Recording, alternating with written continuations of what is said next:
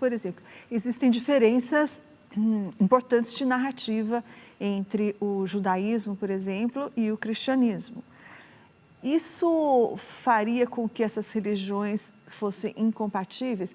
Isso inviabilizaria, por exemplo, essa ideia de que um dia seria possível unir todas as religiões? O trabalho que o Faustino faz, que é um trabalho semelhante, por exemplo, ao que a Karen Armstrong faz na Inglaterra, aquela historiadora das religiões muito conhecida, e outros teólogos e historiadores, né? Estou citando dois que eu conheço.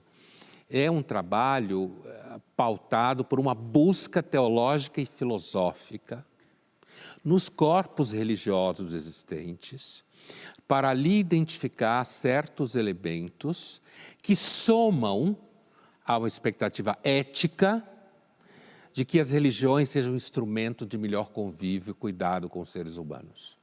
Entende? Quer dizer, você tem aí pessoas que conhecem corpos religiosos históricos e que dentro desses corpos religiosos buscam identificar elementos que colocam esses corpos em diálogo, né?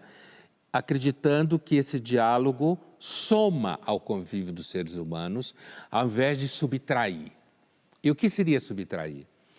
Seria, digamos assim, privilegiar os elementos que são diferentes ou contraditórios entre as religiões. O que, em última análise, levaria aos conflitos religiosos. Exatamente. Então, veja que o trabalho do Faustino ou da Karen Armstrong ou de qualquer outro que faz o mesmo tipo de trabalho é um trabalho de busca.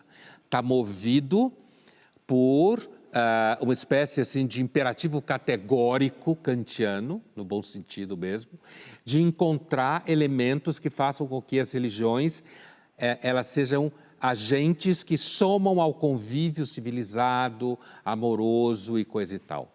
Então, ainda que existam diferenças entre judaísmo e cristianismo com relação à identidade de Jesus Cristo, ao que ele é teologicamente falando, ou historicamente, isso não significa que judeus e cristãos não possam se entender acerca de uma série de outras coisas. Mas é claro que tem práticas diferentes. O budismo não é a mesma coisa. Não existe na tradição abraâmica, islâmica, cristã e judaica a ideia, por exemplo, de que haja algum tipo de ilusão em relação ao que existe. Não há véu de Maia. Isso não significa, como você falou, que judeus e cristãos não possam encontrar pontos em comum, mas isso também não significa, como diz certa corrente, que toda religião prega a mesma coisa, toda religião fala a mesma coisa.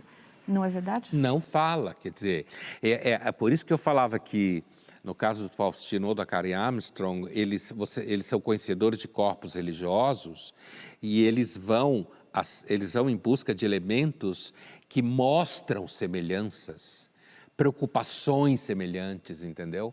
E então eles podem dizer, não, olha, existem esses elementos aqui, existe mesmo.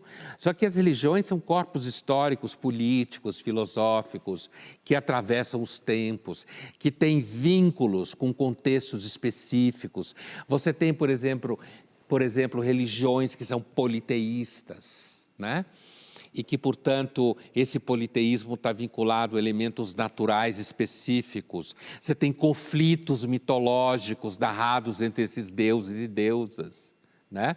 Então, não dá para dizer que todas as religiões dizem a mesma coisa. Você tem territórios, uma religião que afirma, por exemplo, que você deve morrer e matar em nome desse Deus, seja ele qual for.